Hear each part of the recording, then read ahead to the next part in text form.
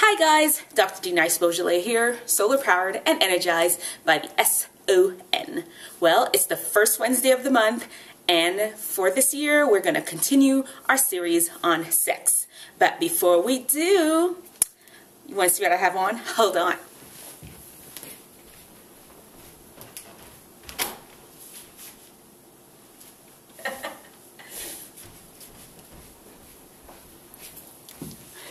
It's lovely, huh?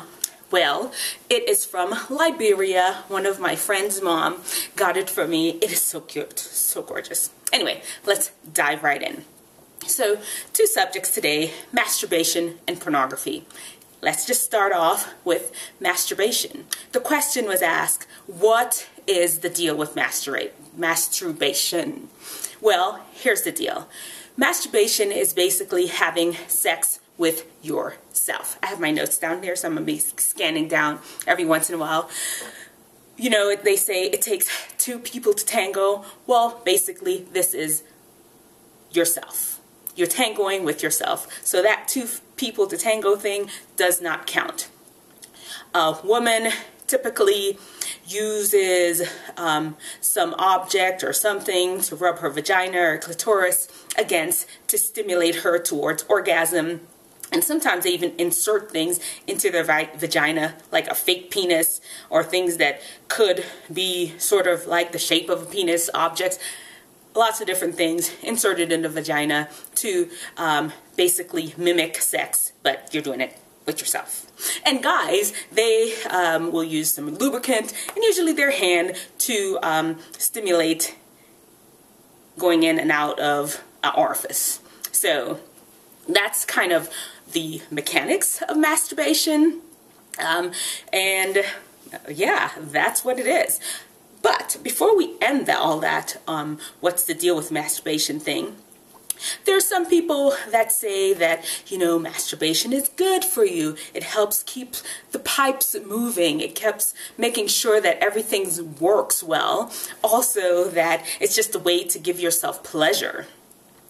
Do you remember a few weeks ago when we talked about the hormones that are being released during sex and at the time of orgasm? Because typically with masturbation, people try to bring their own self to orgasm. Well, one of the hormones that's released, and if you don't remember, go back and check the videos, is oxytocin. And this is a hormone that's called the bonding hormone. So when you're masturbating, you're bonding with yourself?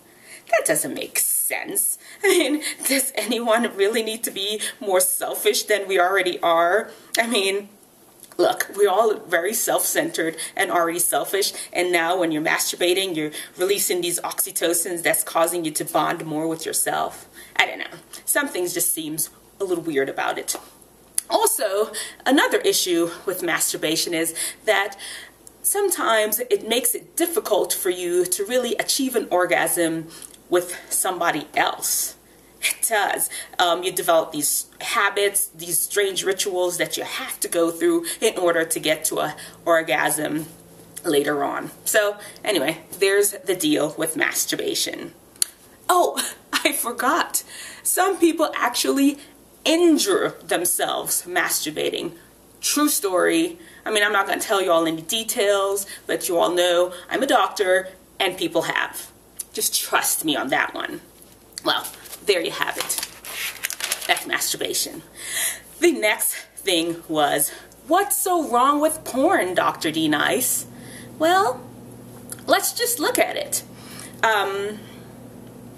But before we do, I'm going to tell you all a story. Way back in the day when I was, gosh, I must have been about 13 years old. We were living in New Jersey. You know, those 3-story buildings where different family lives on each floor. Well, the owners of the building, they live on the first floor, and their kid lived in the basement. Their teenage son, and you know where I'm going. Of course, he had some porn magazines, and he had a younger brother that was about our age. And one day he was just like, yeah, you know, my brother's got porn down there. And we were like, porn? Okay, I guess. I don't know what that is. But we really didn't know what it was. This is my first experience with that. We're like, all right, we'll come check it out. So we used to sneak down the stairs and flipping through those porn magazines. Look, we got all, when you look at those pictures, you get a little tingle in your brain and a little tingle in your groin. So we kept going back all the time trying to get this tingly sensation because it felt good. And we kept going back. One of the things that we saw, do you remember, unfortunately, Vanessa Williams, she ended up with some issues related to some pornography pictures that she took. And we actually saw the layout that she had. I'm not going to tell y'all any details, but unfortunately, she did end up losing her Miss America crown because of it. So I'm telling y'all that story to say this. Back to the question, what is so wrong with porn? One thing is the secrecy associated with it. For you, that is, had pornography, having to participate in it or look through it or see it, has you feeling like a common criminal. You're like sneaking around, sneaking into people's basements, sometimes even stealing, like a common criminal, just to look at this thing, to get this little fix that you get, the little tingle in your brain and the tingle in your crotch.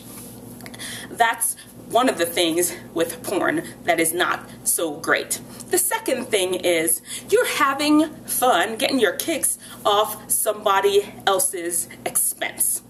Look, the truth of the matter is that a lot of porn stars are unhappy. It's unhappy people having fake sex. A lot of them. And honestly, it's really no different than back in the day, or not fully different than back in the day when they used to have people watching public executions.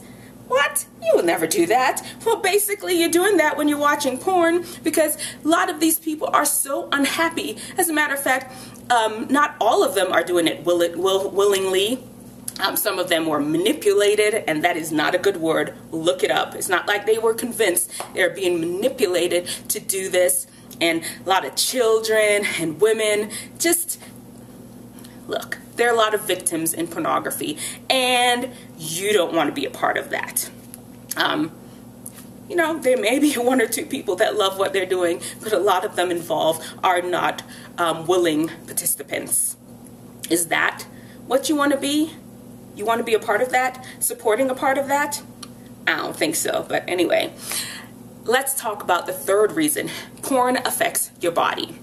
Watching it frequently affects your body because all those chemicals that are being released when you're getting that little tingle in your brain and tingle in your crotch, all those are affecting your body. And some people have found that frequent use of pornography can lead to things like anxiety and depression. And for guys, erectile dysfunction. If you don't know what that is, you look it up, especially a lot with the internet porn where you just click, click, click, click, click, and scan through it. Another issue that how porn affects your body is that when it really comes time to having sex with a person that you're with and meant to be with, you can't perform. Or you just don't even want to. A lot of people don't even want a stable one-person relationship. It just makes you want to go around having casual sex with various different people. It's the truth. Here's one factoid about pornography. It is big business. Do you realize that the pornography industry, they bring in more revenue than Netflix, Google, eBay, Microsoft, Apple, Amazon combined? It is really big business. And you do not have to buy what they're selling because they're selling it and selling hard because they want to make money off of you. It really does.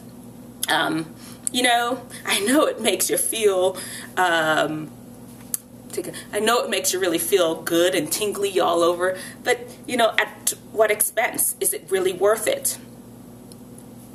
Not everything that people selling you have to buy.